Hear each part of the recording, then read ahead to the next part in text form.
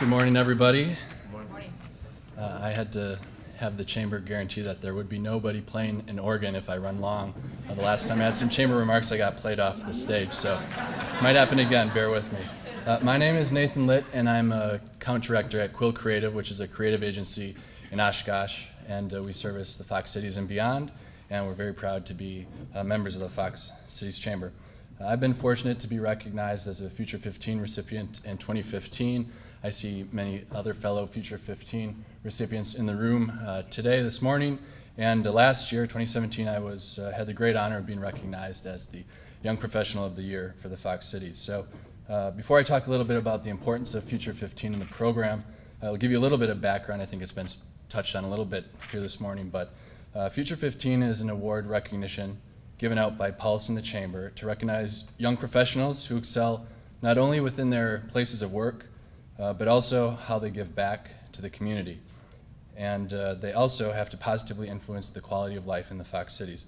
So Future15 recipients are chosen based on their professional dedication, strong sense of vision for the future of our community, as well as their personal commitment to philanthropy in the community and beyond. And so every year, 15 young professionals in our community are recognized. And in addition to those recipients, one past Future15 award recipient is recognized as the Young Professional of the Year for excelling in their respective field, influencing our quality of life, and playing an integral role of attracting and retaining talent, which we just heard is extremely important for our community and other communities across the country.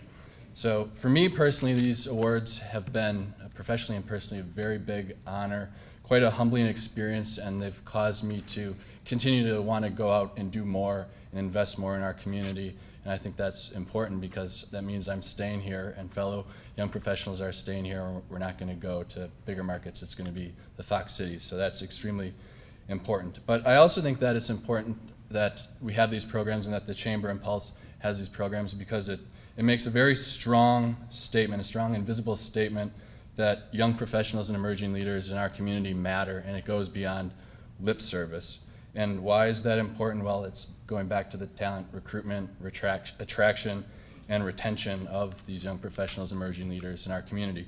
So it's really important that we do this, and it also provides a platform, as Urban Relish just demonstrated, that there are things then that are not just a one-off event, but are ongoing, and that 18 months from now, for many, many years, they're going to have a huge impact. So I'm going to use this opportunity to talk about the challenge that we face as a community, but also using it as a win-win-win opportunity.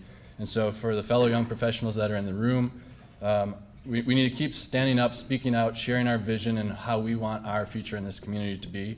And we have to put ourselves out there and take risks and be willing to learn at the same time.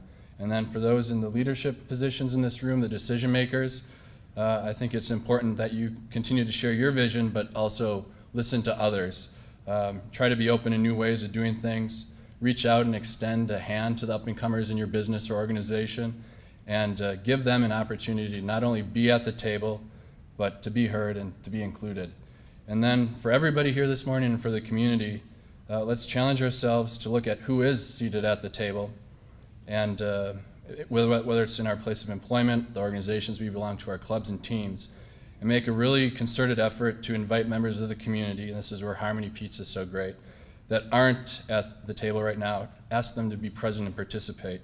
I believe, and I think a lot of us here in the room believe, that including a greater diversity of people and backgrounds will bring new perspectives, ideas, and experiences that will contribute to making the Fox Cities an even better place. So while it's a challenge, I think that we all have a responsibility to take part in it. And so finally, I'd like to make a plug for the Pulse Young Professionals and Future15. Actually, as of today, this morning, voting for this year's 2018 Future15 opened up on the Post Crescent website. So on the table tents, there's some information about the voting.